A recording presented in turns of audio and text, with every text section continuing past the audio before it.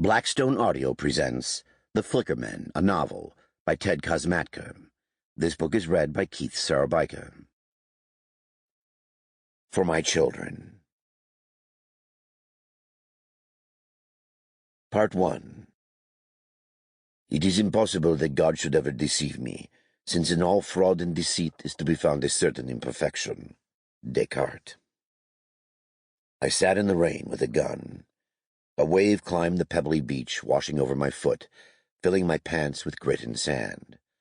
All along the shore, dark slabs of rock jutted from the surf, sharp as broken teeth. I shivered as I came back to myself, and for the first time realized my suit jacket was missing. Also my left shoe, brown leather, size 12. I looked for the shoe, scanning the rocky shoreline, but saw only sand and frothy, sliding water. I took another pull from the bottle and tried to loosen my tie. Since I had a gun in one hand and a bottle in the other, and since I was unwilling to surrender either to the waves, loosening my tie was difficult.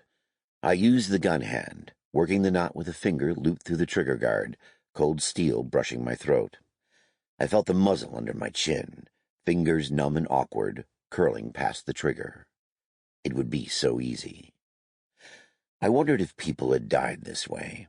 Drunk, armed, loosening their ties. I imagined it was common among certain occupations.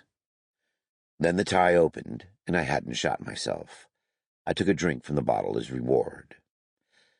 Another wave rumbled in. If I stayed here long enough, the tide would roll over me, drown me, and pull me out to sea. This place was nothing like the dunes of Indiana, where Lake Michigan caresses the shoreline. Here in Gloucester, the water hates the land. As a child, I'd come to this beach and wondered where all the boulders came from. Huge, dark stones like pieces of shipwreck. Did the tides carry them in? Now I knew better. The boulders, of course, were here all along, buried in soft soils. They are left behind things. They are what remains when the ocean subtracts everything else. 30 yards up the beach, near the road, there is a monument, a list of names. Fishermen. Gloucestermen, the ones who did not come back. This is Gloucester, a place with a history of losing itself to the ocean. The wind gusted. I told myself I brought the gun for protection, but sitting here in the dark sand, I no longer believed it. I was beyond fooling myself. It was my father's gun, a .357.